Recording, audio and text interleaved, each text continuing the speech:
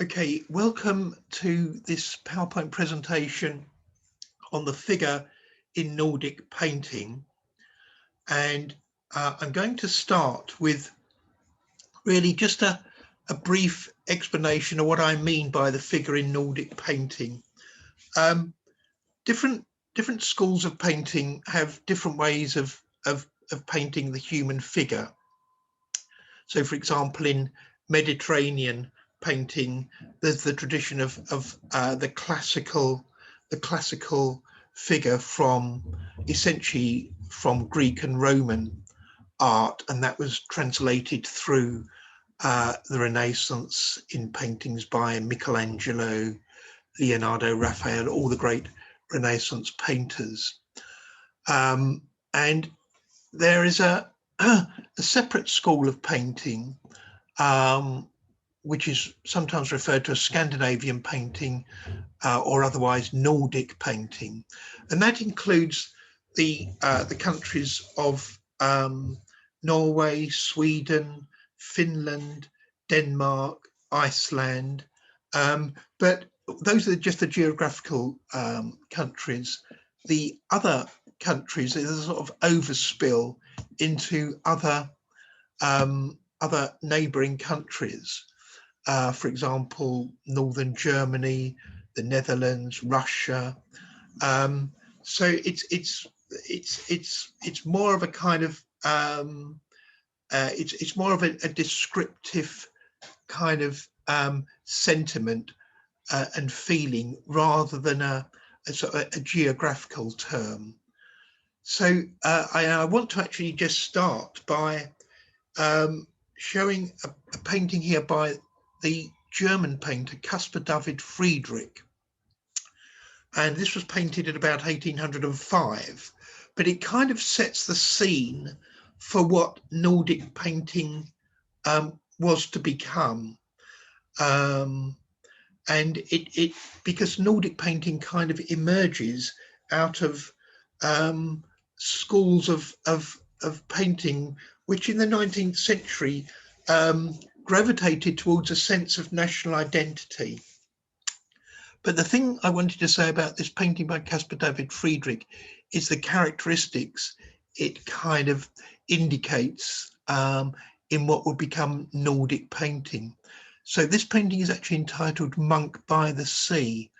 Now, Friedrich painted on the Baltic coast, which is as close as you can probably get to Scandinavia. Places like Rügen and Greifswald. And he's depicted here a solitary monk, Capuchin monk, just literally gazing out at the ocean. And it's kind of one of the first indications of, in European landscape painting, of the kind of the sense of the lone individual in the vastness of nature. And it's quite an immersive, contemplative type of painting. And that sort of mood carries over into Nordic painting. I'm just going to turn now to another example, which is, again, not strictly Nordic, but Russian, Ivan Kramskoy. And he painted this figure from the Bible, Christ in the desert, again in the late 19th century, but it again shows the individual in nature. So that's the purpose of showing you these two slides: the individual, the lone individual in nature, in the landscape. Okay, but Nordic painting, when it started to really come into its own in the 19th century, had many different forms. So we're now looking at Nordic painting proper.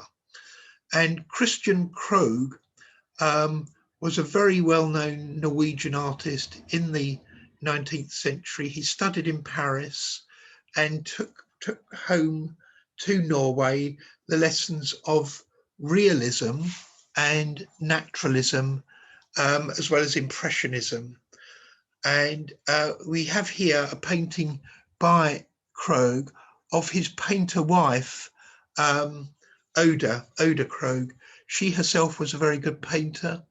And the thing to say about this painting is it's a beautifully kind of evocative sense of personality and naturalism, and he's kind of captured the vivacity of his wife in this sort of beautifully kind of naturalistic painting style, which is a cross between impressionism and naturalism. There's a lot of sort of wet into wet painting going on, and kind of the way the light naturally falls on Oda's hair and her face, very painterly, which was a kind of hallmark of late 19th century Scandinavian painting, which we'll see later. But by contrast, I want to turn to another painter, Wilhelm Hammerschoi, who was Danish, who's really a kind of a counterpoint to the kind of looseness of brushwork and naturalism that you see in Christian Krog's work. Hammerschoi is, if you like, almost a kind of Danish Vermeer. He painted women in interiors in these very subtle tones of whites through to greys, through to very deep, dark blues, browns, blacks. And it was really all to create this sense of mood and atmosphere, which is again a hallmark characteristic of Scandinavian painting, which relies for its emphasis on atmospheres, either atmospheres in interiors, atmospheres in the landscape. I mean, you've only got to think of playwrights like Ibsen and Strindberg. So just on a formal level, the painting is pared down in terms of its color palette. So you have these wonderful sort of green grays, colder brown grays, various shades of white, just that highlight of the neck there, which stands out, that articulates the figure, the shadow of the door, that sort of darker grey, and the reflections on the floor, the wooden floorboards between these sort of cool greys and the darker, warmer browns. What this kind of shows is that even with a limited palette, you can achieve a great sense of mood and atmosphere by just working through greys and whites and blacks, just literally tonal painting as the range of your palette. The other interesting thing to say about the painting is his use of space. So he's situated the model in the foreground, juxtaposing the vertical of the black dress against the white door, and then we're the eyes led through by the perspective on the floorboards into this second interior darkened space, which again has a door ajar in it, and there's sort of light filtering in through into that door. So there's an implication of another space there. But more importantly, we've just got this slither of an open doorway there. And again, the eyes led through to really the space of the outside with this white light of the window. And it's very, very clever. It's like he's got multiple spaces which he is creating, which actually invests the painting, you know, with a sense of light and airiness. If you can imagine, if that whole space had been closed off, it would have had a much more claustrophobic feel. But we get a sense of like air moving through this space. It's not a closed off space. Air circulates around this space. And to some of you who might recall some of the previous lessons, it brings to mind painters like Romain Brooks, if you remember, the figure painter, American born but expat and lived in Italy in Capri and in Paris, because of the tonal range. Both painters, Romain Brooks and Hammerschoi, working through different palettes of greys and creating atmospheres through them.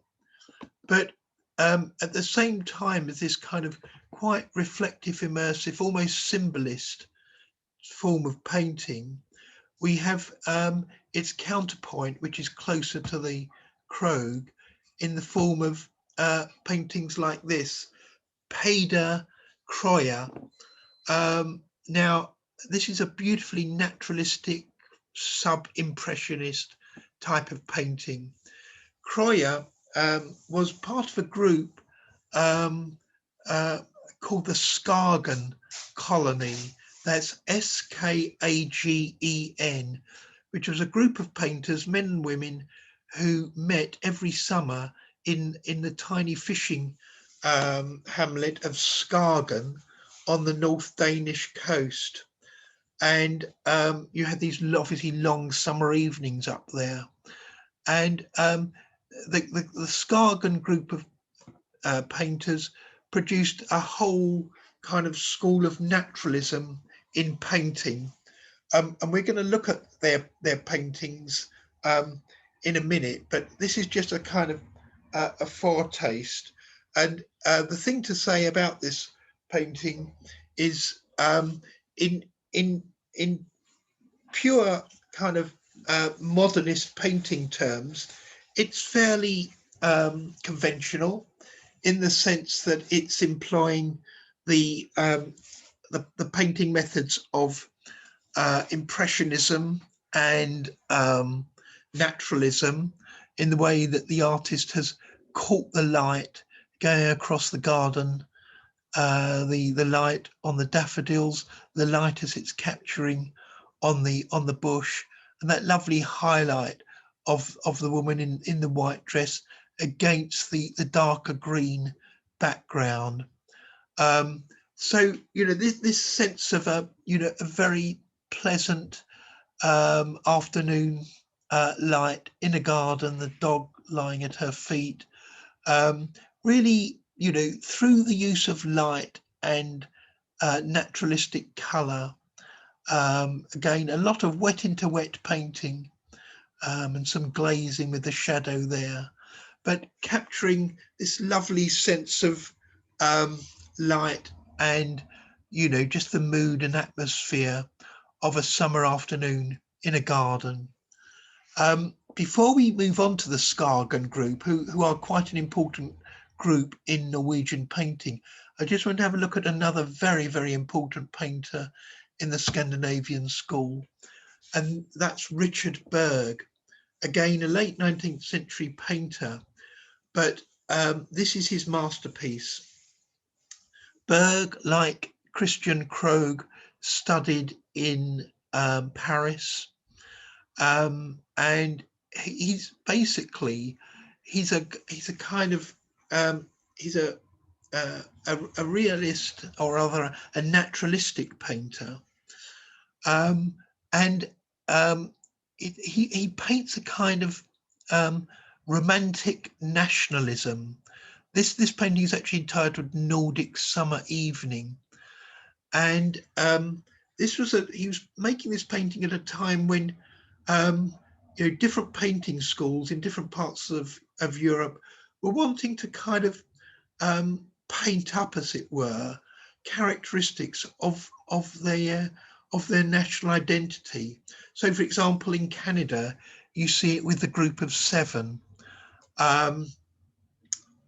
You see it in Russian painting in the group called the Wanderers. And so all these kind of national schools were opening up at the end of the 19th century. This is a sublime painting of the effects of late summer evening sunlight falling on a veranda overlooking a lake. There's also an incredible amount of psychology, I think, in the painting. That just in formal terms, the painting is set up almost like a stage set, like a proscenium arch. We have the space of the two protagonists, the man and the woman, on the balcony. Then we go through to another space, which is the mid zone of the painting, which is the lake and the trees in front of the lake, and then to the furthest space, which is the background with the far shore and the trees on the far shore. And the painting is really quite cleverly constructed. It's based roughly on thirds and quarters. So the figures are at quarters. The verticals are all on the quarter measure: 1/4, 2/4, 3/4, 4/4, and the horizontals are on thirds: 1/3, 2/3, 3/3. So it's that underlying structure that gives the painting its structure. But it's the way Berg has actually captured this sense of calm and tranquility, with the way the light is capturing the woman's dress. It's just playing off the back of the woman's dress. So the light is coming from the left. It's illuminating the balustrade there, the pillar, capturing the back of her arm and her back. It's falling on the man's trousers, top of his forehead. And it's quite an immersive piece because both of them are gazing into this middle distance, lost in their own thoughts. The woman's arched back gives the painting, a wonderfully kind of sort of alive, a sense of aliveness. The casual stance of the male figure. It's a kind of it's both formal and relaxed. I'll leave you all to judge the psychology of the distance between the man and the woman. I mean, that's just comment and projection, but it's a magnificent painting. In real life, it's, I think, probably about 6 feet high by about 8 feet across. So it's quite a large painting. But I want to move on to the Skagen School and show you some examples of atmosphere, of figures in landscape. So we're going to look at this painting here by Michael Ancher. Again, like Peder Croyer, a member of the Skagen School of Painters.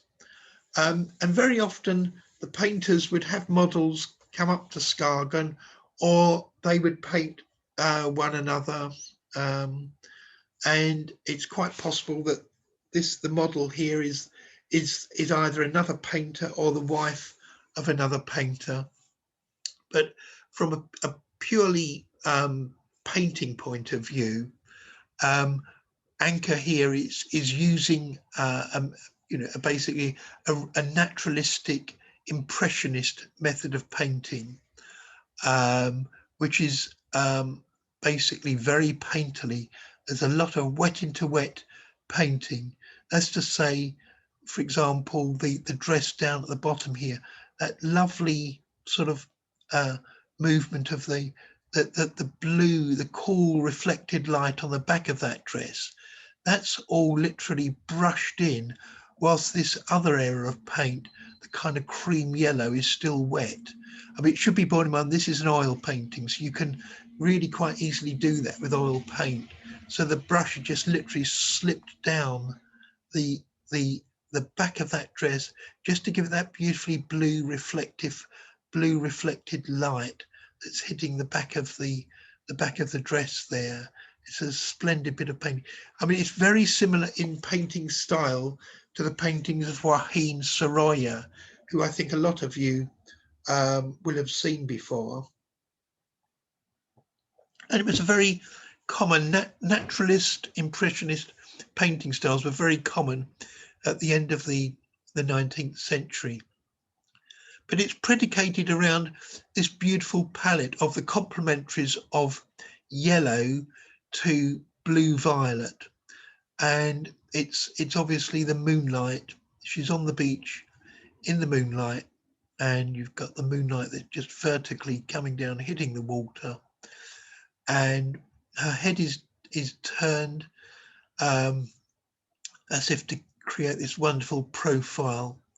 And it's just, you know, the thing to take away from this painting is its beautiful simplicity.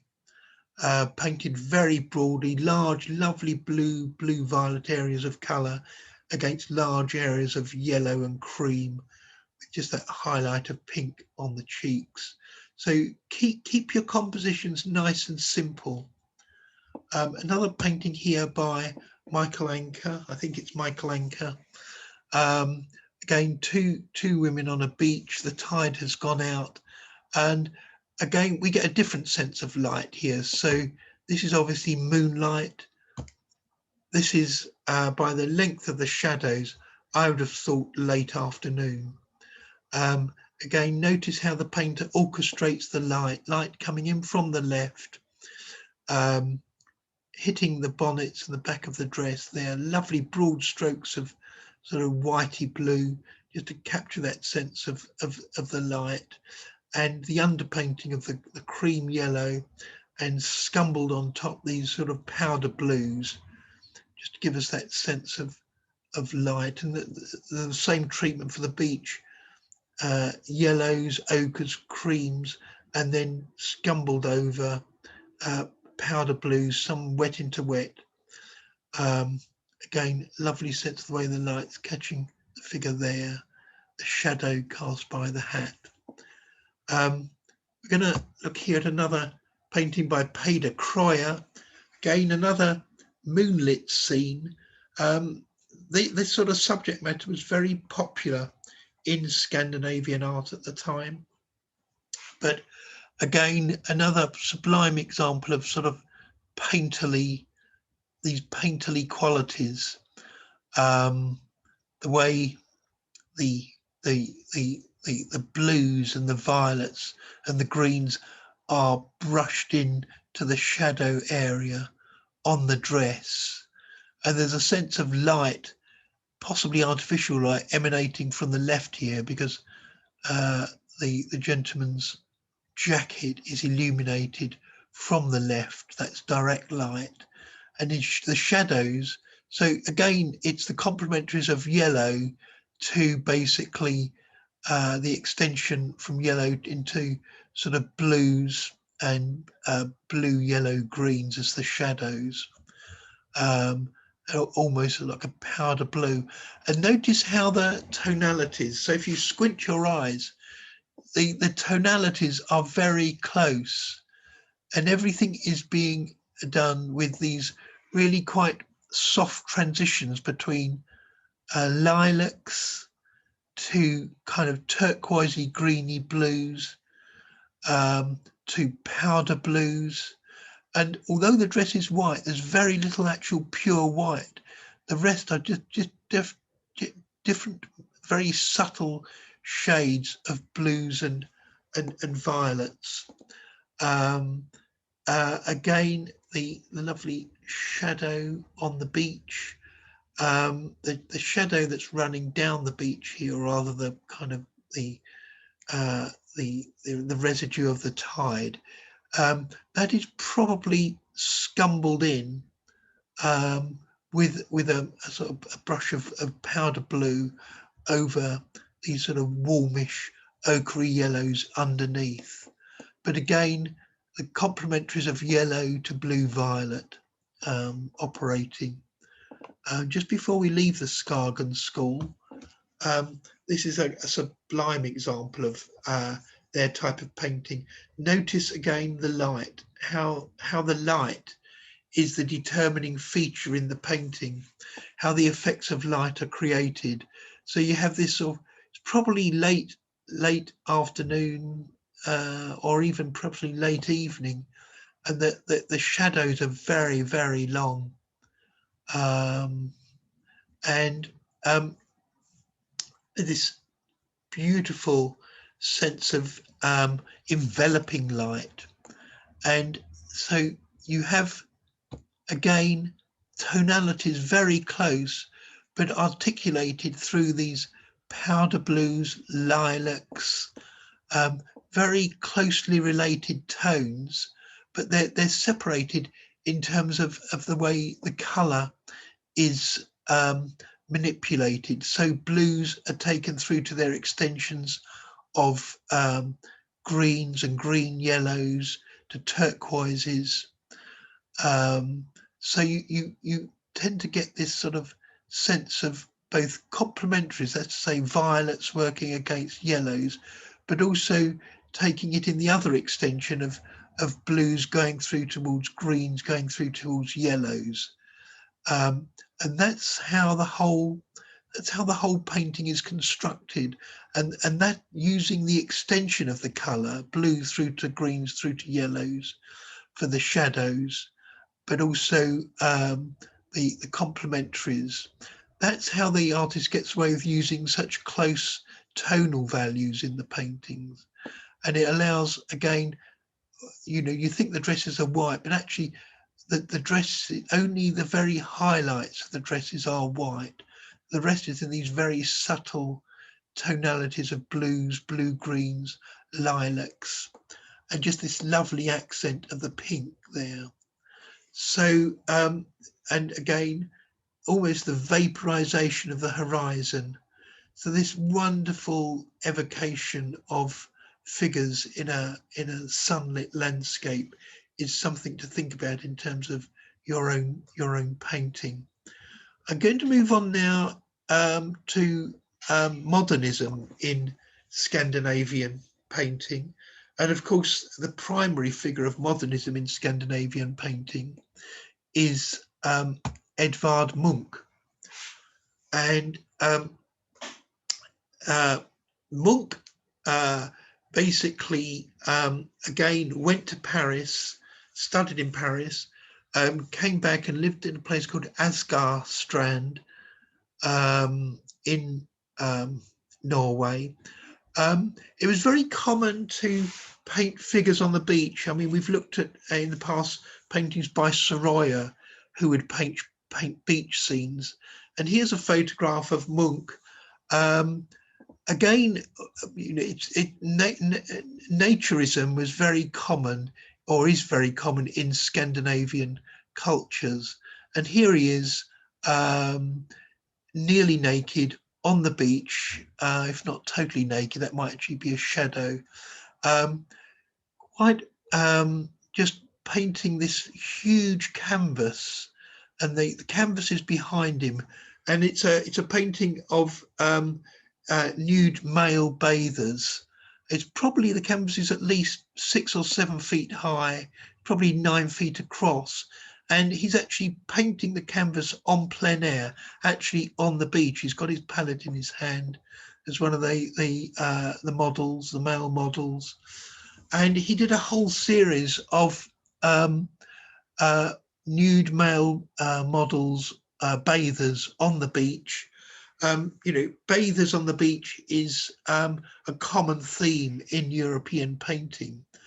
I was in Vienna and actually took a photograph of one of these paintings. I think it's in the Belvedere Museum. I may be wrong, but I think it's the Belvedere Museum in Vienna. And the thing to say about these paintings, they're painting in a very summary way. That's to say, summary, S-U-M-M-A-R-Y. That's to say, in a very brisk, quick fashion. Munch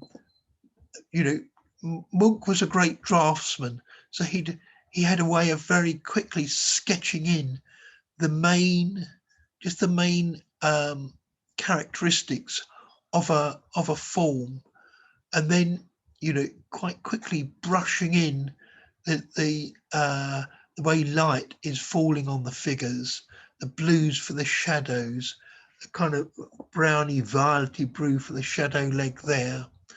The treatment of the foreground, again, this is very thin paint, these are greens and yellows, and just tripping that violet shadow across the foreground space, really anchoring those figures. And the way that the bodies are illuminated with light, these golden bodies, and then the head slightly more slightly more in shadow and going to these oranges. And of course, the oranges are playing off the blues and the greens. But the thing to say about it is it's beautifully thinly painted, but none the worse for that. I mean, it has this kind of, because it's painted on a white or near white canvas, that light is bouncing back from the white ground and really giving us this great sense of outdoor light, which is what they were. They were illuminated, plein air, on plein air scenes. Munch also painted slightly more, how shall I put it, psychological, haunting images.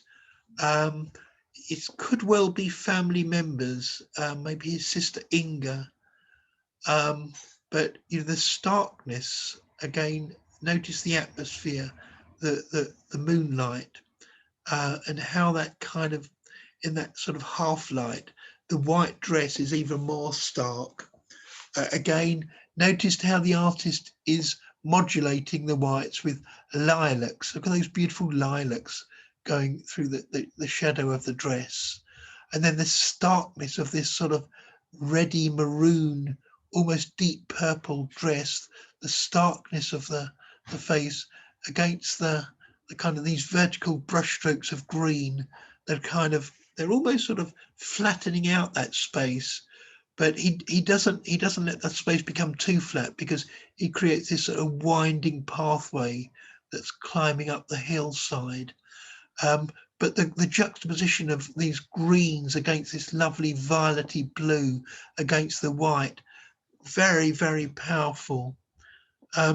Another painting here, I think this is kind of referred to as the three ages of woman.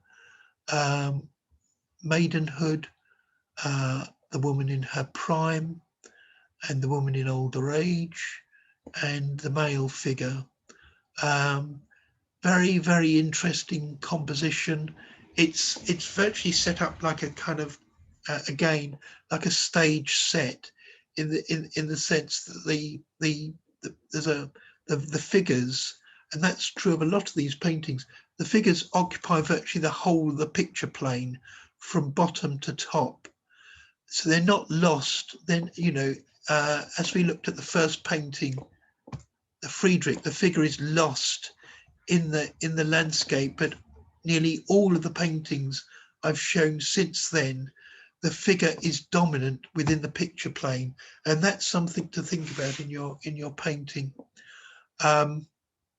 These have very great sort of symbolic and psychological content, the paintings that Munch executed in relation to the relation between the sexes.